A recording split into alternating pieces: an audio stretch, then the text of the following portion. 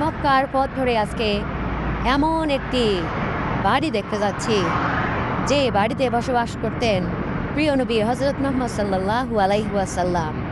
চলুন বন্ধুরা, মসজিদ আল হারামের পাশেই অবস্থিত সেই বাড়িটি আমি আজকে নিচে দেখি এবং আপনাদেরকে দেখাই।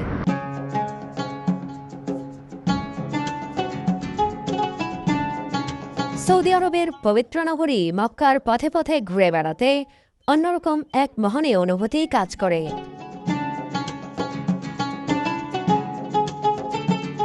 আর সেই পথটি যদি চলে যায় মহানবী সাল্লাল্লাহু আলাইহি ওয়াসাল্লামের বাড়ির দিকে, তাহলে সেই মুগ্ধতার মাত্রা সীমাহীন হয়ে যায়।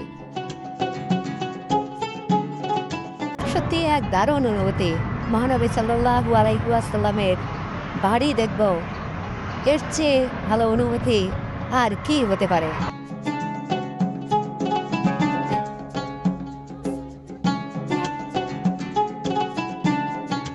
প্রিয় নবীর প্রত্যেকটি নিদর্শনই প্রত্যেকটি মুসলিমের কাছে বিরাট গুরুত্বপূর্ণ।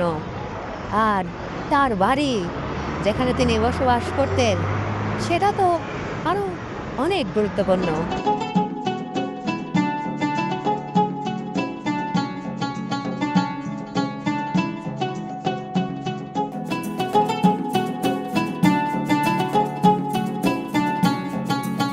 হাঁটতে হাঁটতে দৃষ্টিসীমায় চলে এলো সেই বাড়িটি।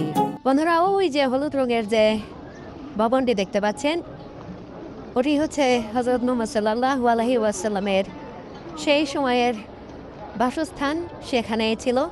আর এখন যে ভবনটি আপনারা দেখতে পাচ্ছেন, এই ভবনটি পরবর্তীতে তৈরি করা হয়েছে। পুরাতন ভবনটি নাকি, পুরাতন যে ঘর মহানবী সাল্লাল্লাহু আলাইহি ওয়াসাল্লামের, সেটা এই যে হলুদ ভবন দেখতে পাচ্ছেন এর ভেতরেই ছিল সেই সময়ে। এখন এর ভেতরে কি অবস্থায় সেটি রয়েছে আমি অবশ্য জানি না। চলুন আরও কাছে যাই, আমরা কাছে থেকে দেখি প্রিয় নবী হযরত মুহাম্মদ সাল্লাল্লাহু আলাইহি ওয়াসাল্লামের সেই বাড়িটি। এই বাড়িটি দেখতে প্রতিদিন অনেক মানুষ ভিড় করেন।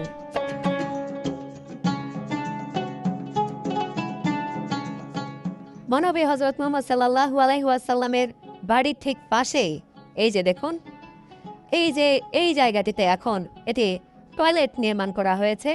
এই পুরো স্থাপনা, এখানেই কিন্তু আবু জাহেল, যিনি ইসলাম ধর্ম গ্রহণ করেননি, কুরাইশ বংশের ছিলেন, যিনি হযরত মুহাম্মদ সাল্লাল্লাহু আলাইহি ওয়াসাল্লামকে অনেকভাবে অপদস্থ করার চেষ্টা করেছিলেন, সেই আবু জাহেল, যিনি মহানবী সাল্লাল্লাহু আলাইহি ওয়াসাল্লামকে বিদ্রুপ করতেন ইসলাম প্রচার করার কারণে, সেই আবু জাহেলের বাড়ি ছিল এখানে।